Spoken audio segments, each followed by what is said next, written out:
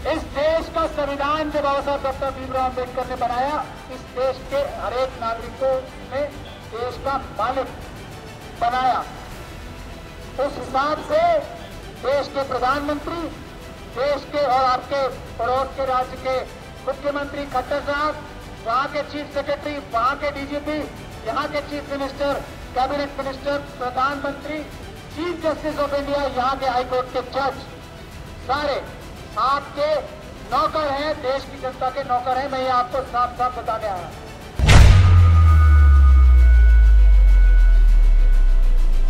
आप देश की जनता की लड़ाई लड़ रहे हो, ये आपकी जिम्मेदारी भारत के संविधान में लड़ाई है। आप अपनी 51A जो आर्टिकल है संविधान में, उसकी जिम्मेदारी पूरी करने निकले हो। जो आपको रोकते हैं वो अपराध करते हैं, और ये आतंकवादी अपराध को है। मैं ये बताता हूँ, पहले चीज जो है, अब ये एक्सपायर्ड और ये अनऑथोराइज्ड, ये साउंड जो चला रहे हैं ना, ये अनऑथोराइज्ड है।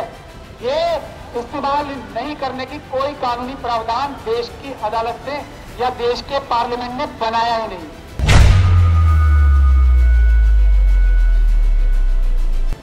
ये गैर कानूनी अपराध करने के आदेश दे रहे हैं। मैं हरियाणा पुलिस के अगर वो लोग जो कांस्टेबल है, जो सब इंस्पेक्टर है, जो इंस्पेक्टर्स हैं, जो अपने उच्च अधिकारियों के कहने पर ये गैर कानूनी काम कर रहे हैं, उनको मैं कानूनी सलाह भी दे रहा हूं और कानूनी वार्निंग भी दे रहा हूं।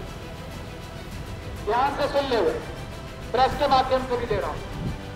ये आपके अधिकारी अगर आपको गैर कानूनी ऑर्डर देते तो भारत का संविधान ये कहता है आप अपने उच्च अधिकारी का कोई भी गैर कानूनी ऑर्डर मानने के लिए बाध्य नहीं हो।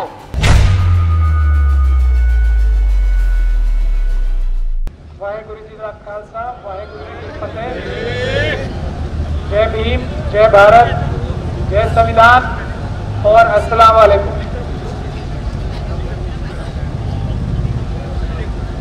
मैं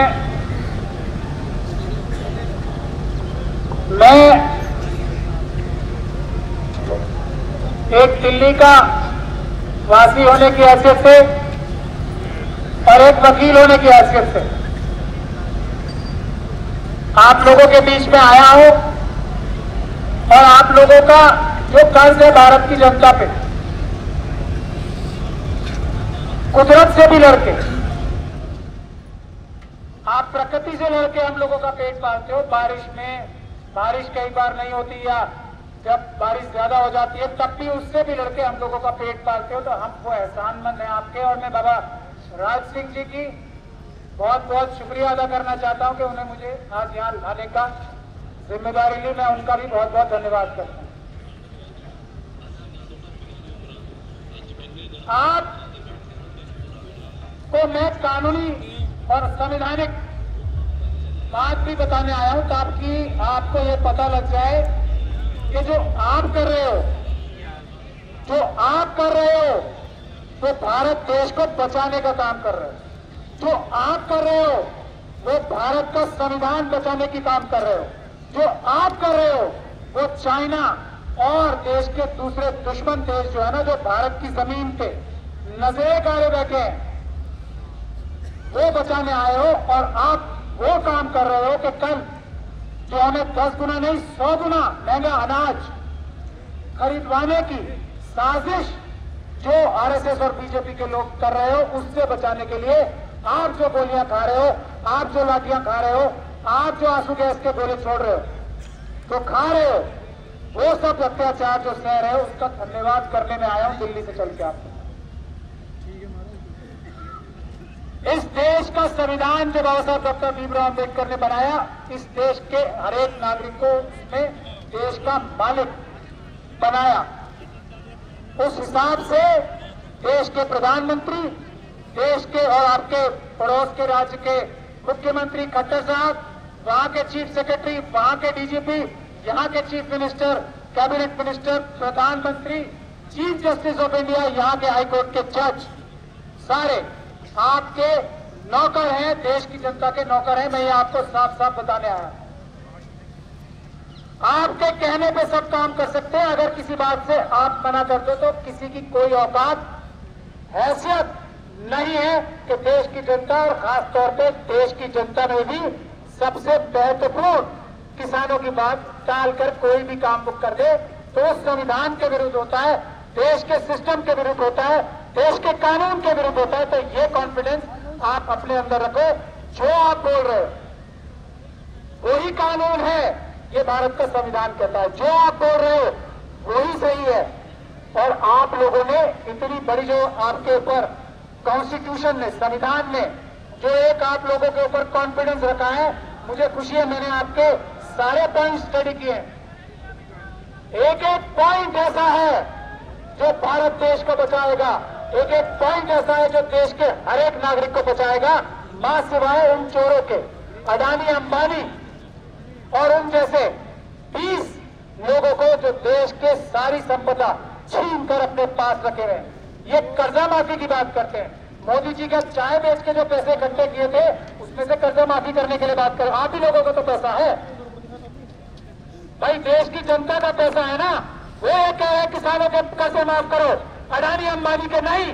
जो उन्होंने पैसे चुराए हैं आपके साथ साजिश करके वो वापस लेके किसानों के कर्जे माफ कर दो। आपकी हैसियत और औकात क्या है? मैं कानूनी बात बता रहा हूं, मैं अपने कोई इमोशनल भाषण नहीं दे रहा हूं। मैं आपको एक कानूनी बात बता रहा हूं। उनसे लो और आपको दो। पैसे की कमी बता रहे हैं, ये आप लोगों को बताएंगे, वो तो नौकर हैं आपके। ये कानूनी बात है, इसको आप समझें। और आपने ट्राइबल्स की आवाज उठाई, आपने हर एक देश के नागरिक की आवाज उठाई, इसलिए मैं आपको सैल्यूट करता हूं, आपको सलाम करता हूं कि आपने इतनी विद्वता से ऊपर गोलियां चला रहे हैं। ये आतंकवाद का अपराध आप लोगों के खिलाफ कर रहे हैं, मैं ये भी बता रहा हूं। और मैं ये आतंकवाद के केसों में माहिर माना जाता हूं, इंडिया का सबसे अच्छे वकीलों में से एक माना जाता हूं। मैं पूरी जिम्मेदारी के साथ बोल रहा हूं। हरियाणा सरकार नहीं, हरियाणा सरकार की मुख्यमंत्री की पद पे बैठे हुए खट्टर साहब ने ये जो आपके ऊपर गोलियां चलवाई, वहां के डायरेक्टर जनरल ऑफ पुलिस और अमित शाह साहब जो वहां बैठ के मॉनिटर कर रहे हैं, उन्होंने ये आतंकवादी अपराध किया है, आतंकवादी घटना की है आप लोगों के साथ। उसकी दो वजहें, ये बातें आपको पता होनी चाहिए, इसलिए मैं बता रहा हूं।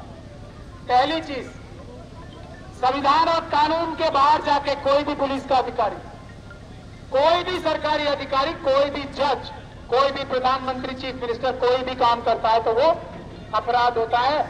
आपके ऊपर गोलियां चलाना, आप पीसफुली जा रहे हो। हरियाणा में तो आपका कोई रुकने का कोई मकसद भी नहीं है, आपने प्रपोज भी नहीं किया, दिल्ली जा रहे हो। ये हरियाणा सरकार बीच में कौन है? पंजाब में से इतनी दूरी तय करके आप लोग आए हो पीसफुल तरीके से, तो ये तो पूरी दुनिया को बात पता लग गई कि आप पीसफुल नागरिक हो, आप कोई अपराध करने की क्षमता ही नहीं रखते। मैं तो ये बात कह रहा हूं, आपके पास अपराध करने की कोई क्षमता ही नहीं। पहली बात, ना आपने इतने लंबे रास्ते तक आज तक कोई भी अपराध नहीं किया, आपने ना आपने किया कोई अपराध। ये दोनों चीजें तथ्य हैं कानूनी रूप से।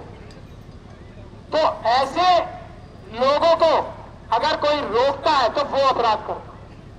आर्टिकल 19 है भारत के संविधान में, जो आप लोगों को इसकी हक नहीं देता, आपकी जिम्मेदारी लगाता है कि आप देश की रक्षा में सच बोलो और देश की जनता की लड़ाई लड़ो। मैं आपकी इस लड़ाई को, आपकी लड़ाई मान ही नहीं रहा हूं। आप देश की जनता की लड़ाई लड़ रहे हो, ये आपकी जिम्मेदारी भारत के संविधान में लड़ाई है। आपकी 51A जो आर्टिकल है संविधान में, उसकी जिम्मेदारी पूरी करने निकले हो। जो आपको रोकते हैं वो अपराध करते हैं, और ये आतंकवादी अपराध क्यों है मैं ये बताता हूं। पहले चीज जो है, अब ये एक्सपायर्ड और ये अनऑथोराइज्ड, ये साउंड जो चला रहे हैं ना, ये अनऑथोराइज्ड है। ये इस्तेमाल नहीं करने की कोई कानूनी प्रावधान देश की अदालत ने या देश के पार्लियामेंट ने बनाया ही नहीं।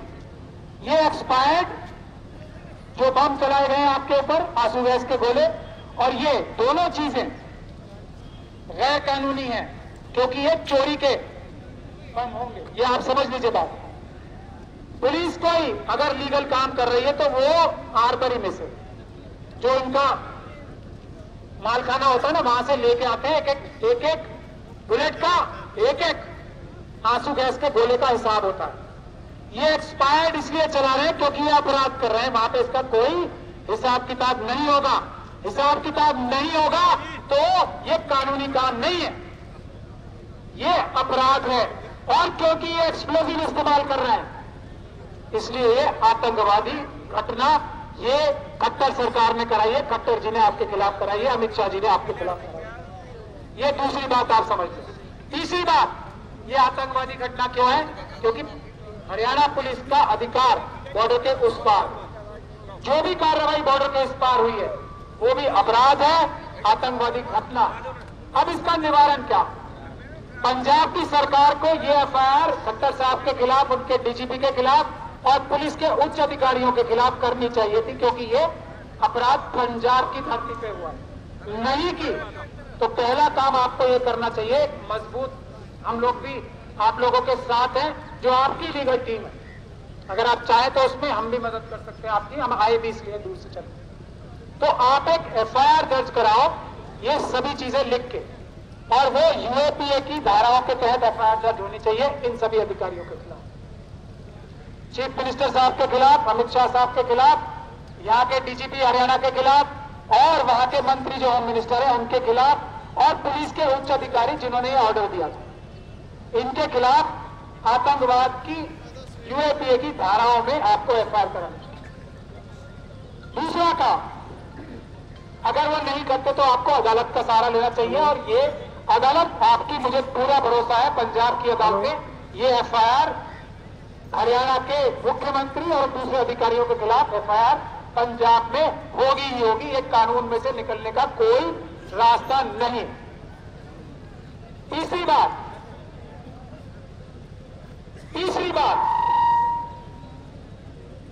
अब ये मैं हरियाणा की पुलिस को बता रहा हूं, उनके उच्च अधिकारियों को नहीं, क्योंकि वो भ्रष्टाचार के माध्यम से या लालच के माध्यम से अपने जूनियर अधिकारियों ये गैर कानूनी अपराध करने के आदेश दे रहे हैं। मैं हरियाणा पुलिस के अगर वो लोग जो कांस्टेबल है, जो सब इंस्पेक्टर है, जो इंस्पेक्टर्स हैं, जो अपने उच्च अधिकारियों के कहने पर ये गैर कानूनी काम कर रहे हैं, उनको मैं कानूनी सलाह भी दे रहा हूं और कानूनी वार्निंग भी दे रहा हूं। ध्यान से सुन ले, प्रेस के माध्यम से भी दे रहा हूं। ये आपके अधिकारी अगर आपको गैर कानूनी ऑर्डर देते तो भारत का संविधान ये कहता है आप अपने उच्च अधिकारी का कोई भी गैर कानूनी ऑर्डर मानने के लिए बाध्य नहीं हो। अगर आप कोई भी काम करोगे तो आपके खिलाफ भी एफआईआर दर्ज होगी, कानूनी कार्रवाई होगी। एक आम अपराधी की तरह छोटे छोटे कांस्टेबल जो है उनके ऊपर जो ये काम करेंगे, अपने दोस्त वकीलों से ये बात पूछ लेना और उन्हें बता देना कि न्यूरेमबर्ग ट्रायल्स का जो कॉन्सेप्ट है, मैं ये हरियाणा पुलिस के जो पुलिस अधिकारी हैं उनकी जानकारी के लिए बता रहा हूं, न्यूरेमबर्ग ट्रायल्स का कॉन्सेप्ट अच्छी तरीके से समझ लेना। अगर सुपीरियर उच्च अधिकारी अपने छोटे अधिकारी को कोई गैर कानूनी काम करने का आदेश देते तो वो मानने के लिए बाध्य नहीं है, अगर मानेगा तो वो अपराध करेगा, उसको कानून सजा देगा। ये भी बात मैं बताने आया हूं उन लोगों को कि ध्यान रखें, और हम लोग इस काम को करने वाले हैं तो बहुत ही समझदारी से अपने वकीलों से बात करके तब कोई कार्रवाई करें।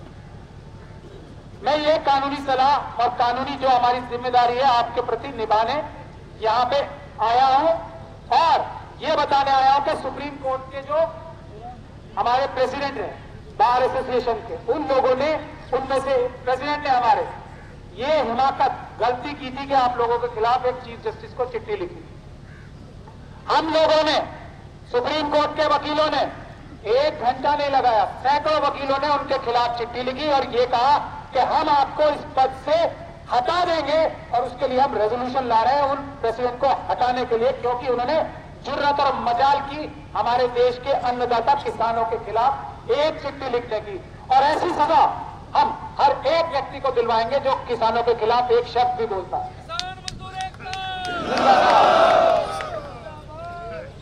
तो यही बातें करने हम आपसे आए थे। हम लोगों का दिल आपके साथ है, हम दिल्ली में हैं, दिल्ली में बहुत सारे आंदोलन चल रहे हैं। आप लोग अगर हमें आदेश करोगे, अगर आपको रोका भी जाता, मुझे लगता नहीं कि आपको ज्यादा देर रोक पाएंगे, क्योंकि आपकी इतनी बड़ी संख्या और आप एकदम पीसफुल तरीके से चल रहे हैं। ये आपका सबसे बड़ा हथियार है, पीसफुल तरीके से जो आप चल रहे, सबसे बड़ा हथियार आपका शांतिपूर्ण ढंग से मार्च है। तो ये आपको रोक नहीं पाएंगे दिल्ली आने तक। अगर किसी वजह से इन्होंने रोकने की कोशिश की तो हम आपके आदेश का इंतजार कर रहे हैं। हम दिल्ली के अंदर किसानों का आंदोलन, किसानों की आवाज उतनी ताकत से बुलंद करने की कोशिश करेंगे जितनी आप हमसे उम्मीद करते हो। ये भी मैं वादा करता हूं।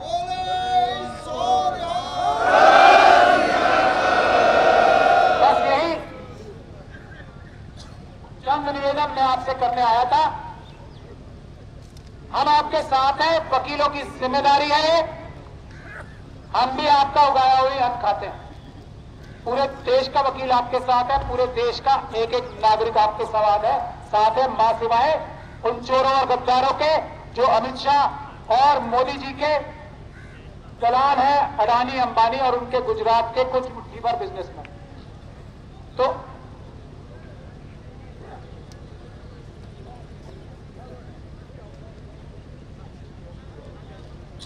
एक बात मैं धन्यवाद करता हूं साथी का, एक बात आप और समझ लो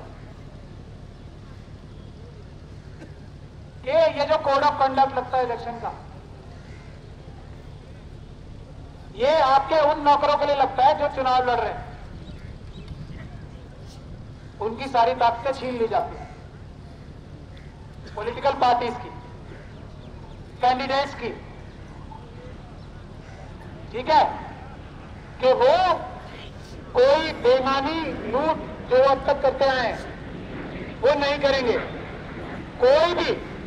और ये बंदिश कोई भी न्यायपूर्ण आवाज उठाने के लिए आंदोलन करना, आप देश की रक्षा करने के लिए जो आंदोलन कर रहे हो या कोई भी व्यक्ति कोई छोटा आंदोलन भी कर रहा है, आप तो देश की रक्षा के लिए आंदोलन कर रहे हो। कोई छोटा आंदोलन भी हो रहा है तो उस पर चुनाव आयोग का कोड ऑफ कंडक्ट बिल्कुल नहीं लगता, 0% भी नहीं लगता है। ये भी बात आप ध्यान से सुन ले। कोड ऑफ कंडक्ट लगता है पॉलिटिकल पार्टीज पे कि अब कोई आप बेईमानी नहीं करोगे, चोरी नहीं करोगे, ठीक है। तो ये बात अपने दिमाग में एकदम साफ रख लो। आपके ऊपर कोई बंदिश नहीं है देश के किसी भी नागरिक के कोई वो ऑर्डर पास कर सके। अगर सरकार ये भी बहाना लेती है ना कोड ऑफ कंडक्ट, तो आप धोखा मत खाना। वैसे आप लोग तो समझदार हो, बड़े दिल के हो, आपने मोदी जी को माफ कर दिया। धोखा पहले भी नहीं खाया था, मुझे पता है आपने धोखा नहीं खाया था। आपने झूठे को झूठे के घर पहुंचाने का काम किया, क्योंकि मोदी जी की एक ही गारंटी है, वो कभी सच नहीं बोल सकते। एक ही गारंटी है उनकी। वो व्यक्ति ऐसे हैं जो इतने बड़े देश के इतने बड़े पद पर भी बैठकर क्या कह रहे हैं, बेशर्मी से एक एग्जाम्पल में देना बहुत जरूरी समझता है। क्या गारंटी दे रहे हैं वो? अगले 5 साल तक 80 करोड़ लोगों को मैं गरीब बना के रखूंगा, ये गारंटी दे रहे हैं। आप देखिए किस तरह के बेशर्म आदमी है वो, यही गारंटी दे रहे हैं ना, यही गारंटी दे रहे हैं। 5 साल तक 5 किलो अनाज गरीबों को दूंगा मैं, मतलब 5 साल तक देश की जनता के 80 करोड़ लोगों को, मतलब आधे से ज्यादा लोगों को गरीब बना के रखने की गारंटी दे रहे हैं। और बेशर्मी के साथ रोज उसका एडवर्टीजमेंट करा रहे हैं, हजारों करोड़ रुपए खर्च। इस कदर बेशर्म व्यक्ति है ये। तो आप लोगों ने चोर को चोर के घर पहुंचाने का काम किया। आपकी मांग मानना हर एक पार्टी की जिम्मेदारी। अगर आप की मांग नहीं मानता कोई तो वो अपराध है। कोई बहाना, कोई कानूनी अड़चन आपके आंदोलन में नहीं है। ये आंदोलन देश को बचाएगा। आप किसी भी हालत में इस आंदोलन को खत्म मत होने देना। किसी भी हालत में हम इस आंदोलन के साथ हैं। कोई कानूनी अड़चन नहीं है।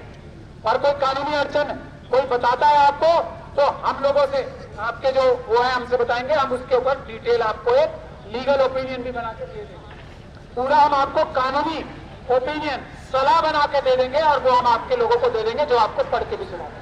लेकिन कोई भी बंदिश है ही नहीं। जो बोलता है वो झूठा है, आरएसएस का आदमी है, बीजेपी का आदमी है। कोई बंदिश नहीं है। आप संघर्ष करो। पॉलिटिकल पार्टीज को भी संघर्ष करना चाहिए आपके साथ आके, सभी उनके ऊपर भी कोई बंदिश नहीं है। आपका आंदोलन में सरकार कोई चोरी नहीं कर सकती। सरकार आपका एमएसपी और 10 की 10 मांगे, अगर चुनाव की घोषणा भी हो जाती है तब भी अनाउंस कर सकते हैं, उसको रोक नहीं है कोई।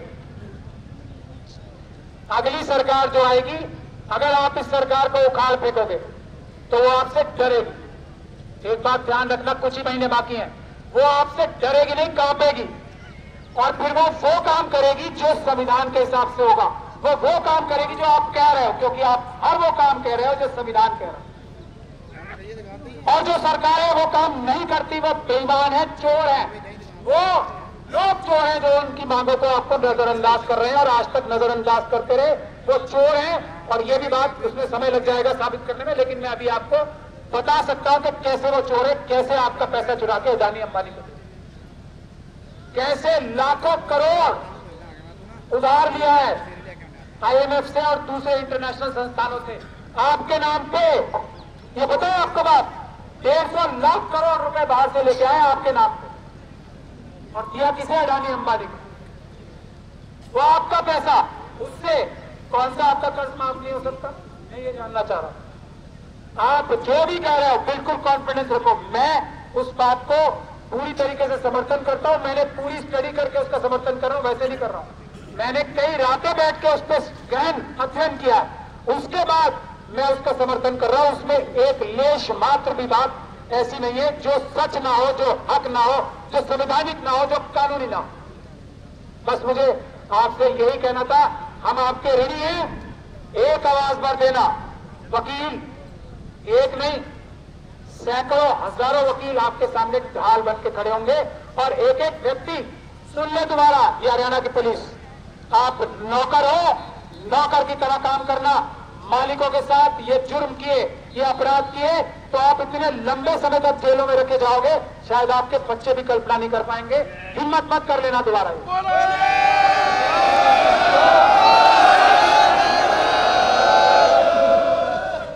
जय भीम, जय संविधान, वाहेगुरु जी का खालसा, वाहेगुरु जी की फतेह। अस्सलाम वालेकुम।